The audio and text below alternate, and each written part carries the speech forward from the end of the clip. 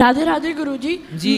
मेरा प्रश्न यह है कि शास्त्रों में यह बोला गया है कि हमें अपने पिता पुत्र पत्नी आदि के मोह माया के बंधन में नहीं पड़ना चाहिए, परंतु महाराज जी जब राम जी वनवास गए उनके बीच में उनको अपने पिता के समाप्त होने का समाचार मिला तो वह व्याकुल हुए और रोए।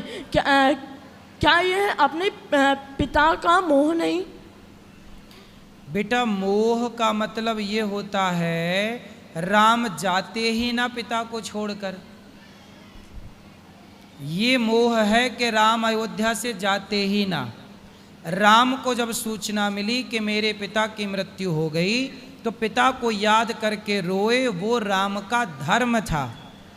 जब किसी पुत्र को पता लगे कि उसका पिता नहीं रहा तो उस पुत्र को अपने पिता को याद करके आंसू बहाना, ये पुत्र का धर्म है।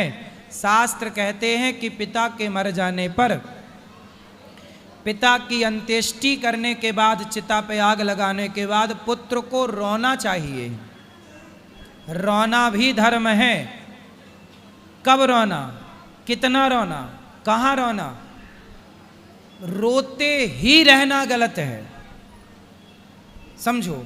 कुछ लोग क्या होते हैं, आज आदमी मरा उसके नाम पे महीनों तक रो रहे हैं, सालों तक रो रहे हैं, शरीर बिगाड़ लिया रो रो के। लेकिन आपको जिस दिन सूचना मिले कि मेरा पिता माँ मर गई, उस दिन रोना धर्म है, केवल उस दिन। तो राम उस दिन रोए, अगले दिन से नहीं रोए।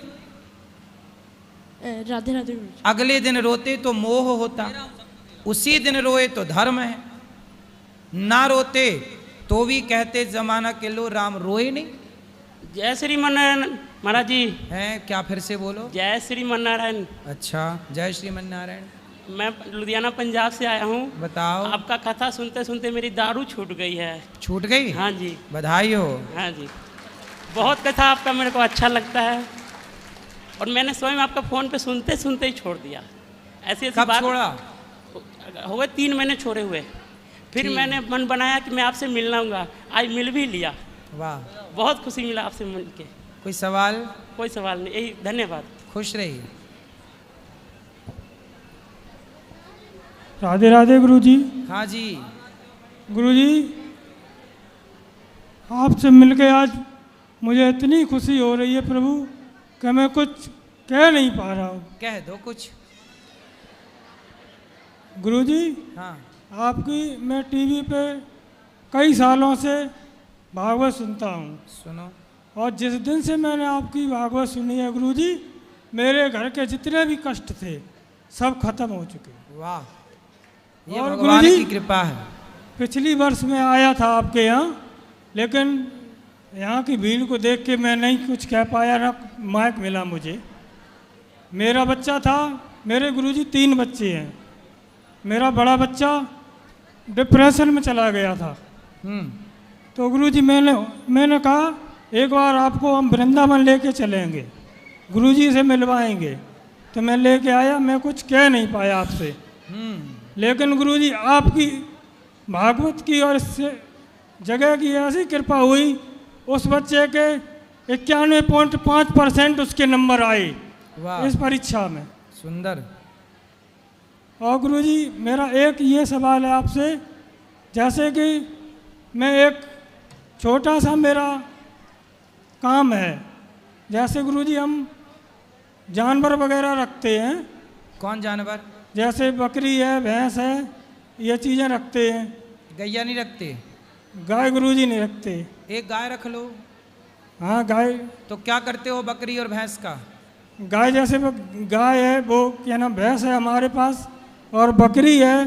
तो जैसे गुरुजी उसके जो बच्चे होते हैं तो उनको हम बेचते हैं। वैसे मेरे घर गुरुजी कुछ ऐसी चीज़ें नहीं खाई जाती हैं, मीट ये चीज़ें नहीं खाई जाती हैं। और वैसे गुरुजी ऐसे ही हम चीज़ें बेचते हैं और वो लोग जाके उसे काटते हैं। तो ये गुरुजी हमारे लिए बहुत वैसी चीज़ है, तो हम ये करें या ना करें? अब जिस बकरे को आपने बचपन से पाला जी, आप उसे कसाई के हाथ दे देंगे तो ये धर्म तो नहीं है। मैं आपके आश्रित हूँ, माना कि मैं आप वो बकरी या वो बकरा तो आपके ही आश्रित था, मैं आपके आश्रित हूँ और आप मुझे उठा के कसाई को दे दें, ये तो धर्म नहीं है। जी लोग बिजनेस कर रहे हैं, ये व्यापार कर रहे हैं, पर देखो आपने जैसे बकरी को पाला, बकरे को पाल पोस कर बड़ा किया, खिला पिला कर, जी गुरु जी। आप उसे एक कसाई के हाथों मरने दे दें।